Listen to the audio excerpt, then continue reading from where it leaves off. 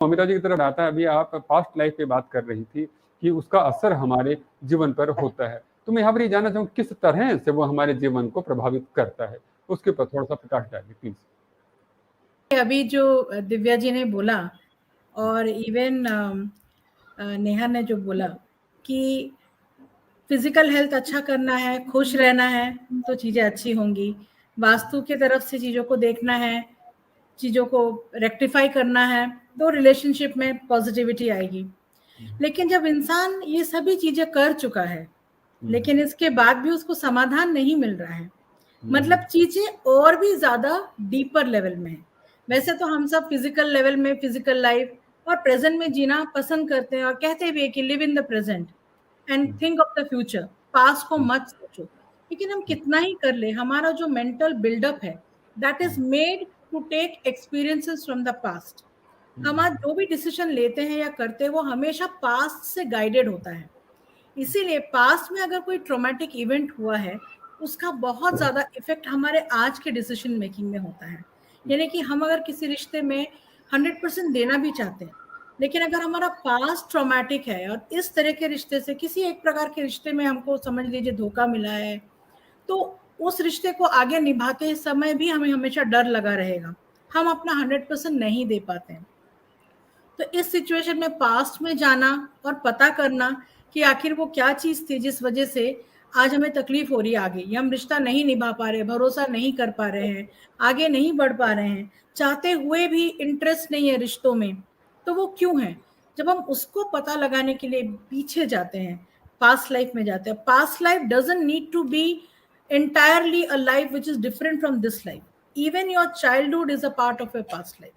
तो many a times बचपन में हुई कोई घटना है जो बहुत गहरी असर छोड़ा है जिसने हमारे मन में, उसका भी असर पड़ता है। तो जब हम इन चीज़ों को सॉल्व करते हैं, देखते हैं, चाइल्डहुड रिग्रेशन करते हैं, या फिर कई बार मदर्स वूम भी होता है कि माँ के गर्भ में जब आप थे बच्चा, उस वक्त अगर कुछ ट्रॉमेटिक इवेंट उस बच्चे ने फील किया है तो उसका भी प्रभाव पड़ता है हमारे माइंड पे, मेंटल स्टेट पे।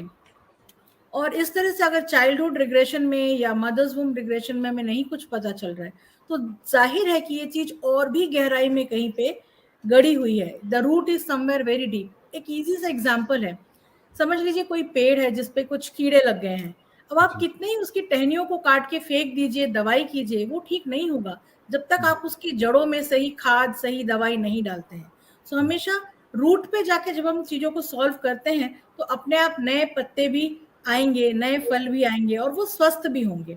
तो पास्ट लाइफ रिग्रेशन में जो थेरेपिस्ट होता है वो एक तरह से समझ लीजिए सारथी है।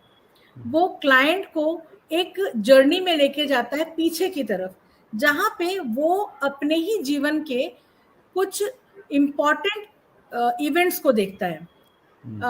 तो वैसे तो देखिए शरीर जो है वो मर जाती है, नश्वर है, 5 तत्वों में मिल जाती है, लेकिन आत्मा वो कभी खत्म नहीं होती है और आत्मा के साथ ही साथ चलता है मन। तो आत्मा के साथ में जो मन चलता है वो मन एक तरह का आप समझ लीजिए एक बहुत बड़ा मेमोरी बॉक्स है जिसमें हर चीज सेव होती रहती है। अभी तक किसी ने जितने भी जन्म लिए होंगे उसके जितने भी इंपॉर्टेंट इवेंट्स हैं वो उस सबकॉन्शियस माइंड में जाकर के सेव हो जाती है और वहीं से हम हमारे प्रेजेंट के रेफरेंसेस लेते रहते हैं। तो कई बार ऐसे होते हैं कि कुछ लोग कहते हैं कि हमें तो फ्लाइट से बड़ा डर लगता है, लिफ्ट से डर लगता है, ऊंचाई से डर लगता है।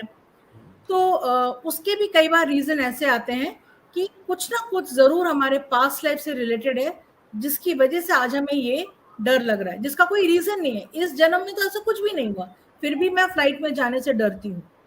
तब देखा गया है कि जब पास्ट में गए हैं तो जरूर कुछ ऊंचाई से गिरना या फ्लाइट एक्सीडेंट ऐसा कुछ ट्रॉमा है जो सॉल्व नहीं हुआ है और सबकॉन्शियस माइंड में जिसने बहुत ज्यादा इम्पैक्ट रखा है। तो as a past life therapist जब हम उस चीज को देखते हैं, मतलब क्लाइंट को ही उसके सबकॉन्शियस माइंड में लेके जाते हैं in a state of trance, deep trance, तब वो चीजों को फिर से जीता है, उस लाइफ को फिर से देखता है, उस ट्रॉमा को फिर से अनुभव करता है, but from a third person perspective.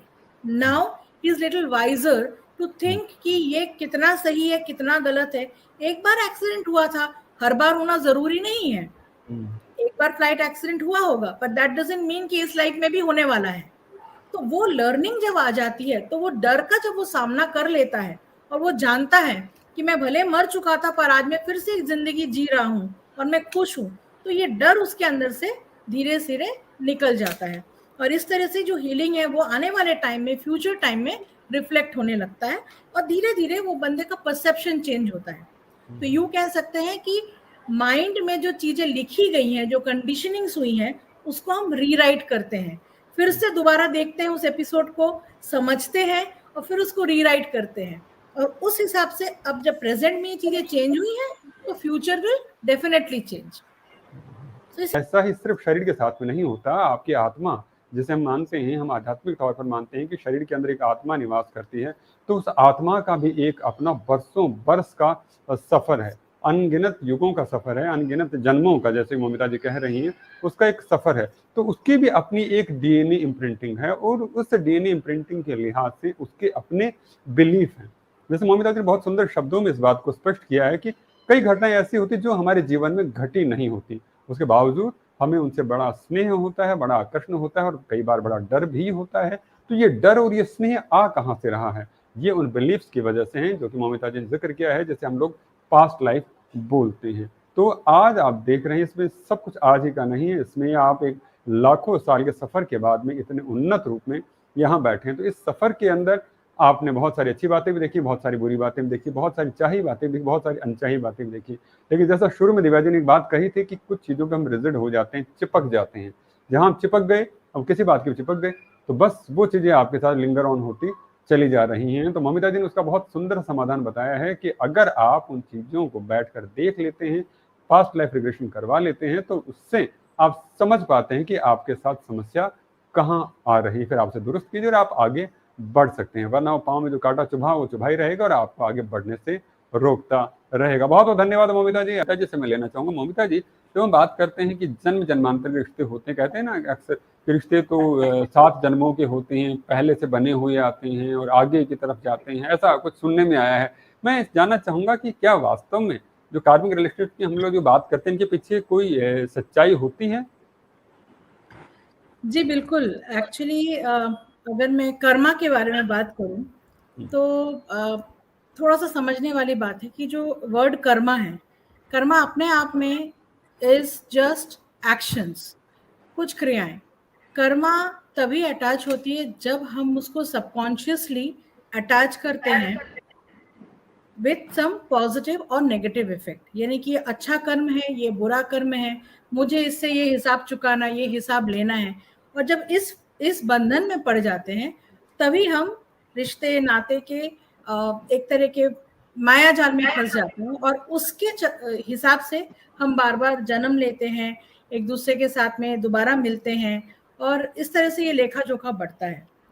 तो हाँ, जरूर हमारे लाइफ में जितने भी हम लोगों से मिलते हैं, कई बार उनमें से काफी सारे ऐसे लोग होते हैं जिन्हें हम पहले से ही जानते हैं और उनके साथ मिलते ही साथ ऐसा लगता है कि शायद इनके साथ कुछ तो रिश्ता है।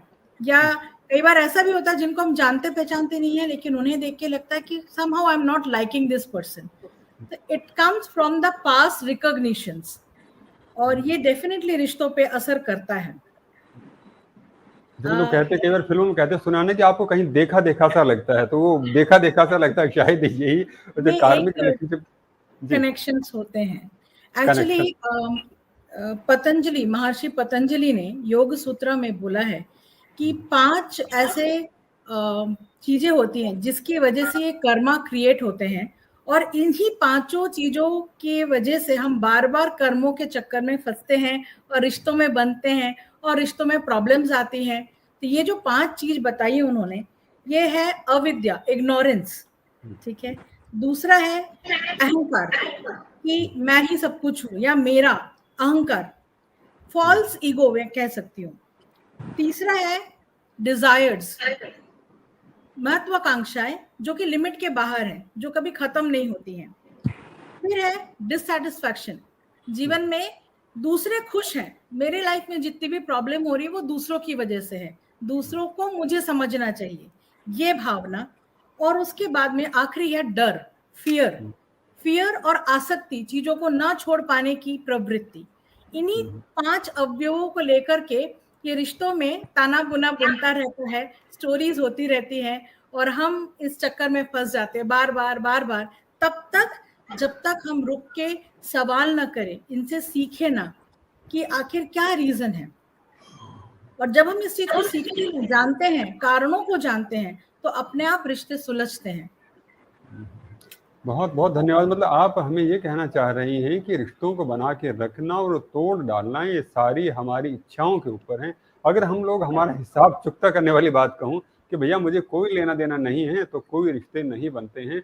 बनते इस बात से हैं कि आप उन रिश्तों को बढ़ाना चाहते हैं, आगे आकर लेकर जाना चाहते हैं, तभी वो रिश्ते बनते हैं। तो दर्शकों, यहाँ पर एक बड़ी महत्वपूर्ण सी बात आ रही है, अगर आप किसी रिश्ते से परेशान हैं, पैनिक फील अगर कर रहे हैं, तो उस दर्द की दवा भी आप ही के पास में छिपी हुई है कि आप उसके पीछे इग्नोरेंस कहें, ईगो कहें, डिजायर की बात करें, फियर की बात करें, जो अभी हमारे सामने आई है मोमिता जी के जरिए, उनमें से किसके जरिए बंधे हुए हैं, ऐसी क्या कनेक्टिविटी है। तो उस नेगेटिविटी को अगर हम लोग हटा सकें, तो मोमिता जी के शब्दों में हम अपने आप को बेहतर इंसान बना सकते हैं और एक अच्छे रिश्ते का मालिक भी बना सकते हैं। बहुत बहुत धन्यवाद मोमिता जी, इतने सुंदर उदाहरण के जरिए और बहुत ही सरल शब्दों में हमें समझाने के लिए।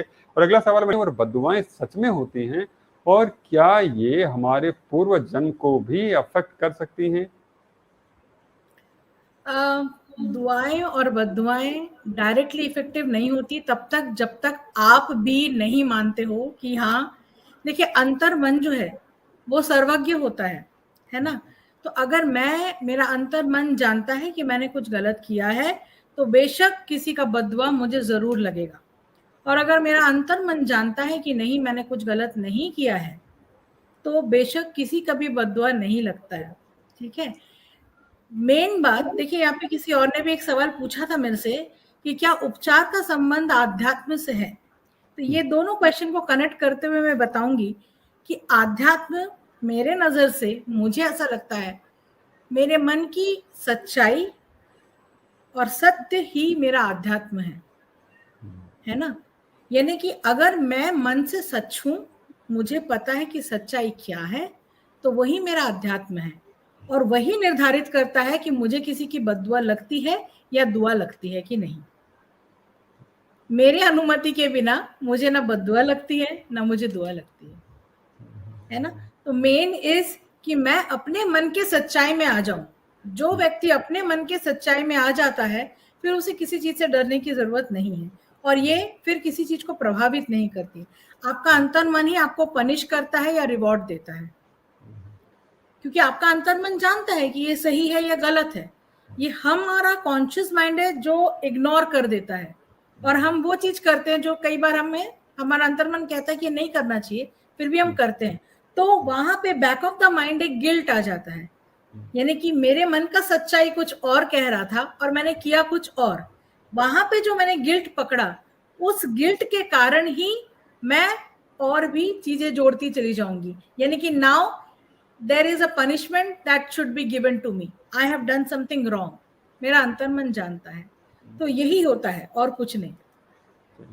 तो बहुत बहुत धन्यवाद मोमिता जी कि आपने इतना स्पष्ट हमारे साथ में दर्शकों को समझा दिया। दर्शकों, सबसे बड़ी बात आपको भीतर के सत्य की है। अगर आप उसे स्वीकार करते हैं तो ही सारी बातें हैं। अगर आप भीतर से सत्य का साथ नहीं दे रहे हैं, तो ये चीजें आपको किस तरह से प्रभावित करेंगी, वो सारी की सारी घटनाएं बताएंगी। मोमिता जी की बात सुनते हुए करते हैं, तो मोमिता जी की इन बातों में बहुत है अक्षर सत्यता हम अपने ग्रंथों के जरिए भी पा सकते हैं। बहुत बहुत धन्यवाद मोमिता जी। चाहूंगा सभी का जीवन शुभ हो, सभी के जीवन में श्रेष्ठता, इसी आशा के साथ, इसी विश्वास के साथ शुभ रात्रि। शुभ रात्रि।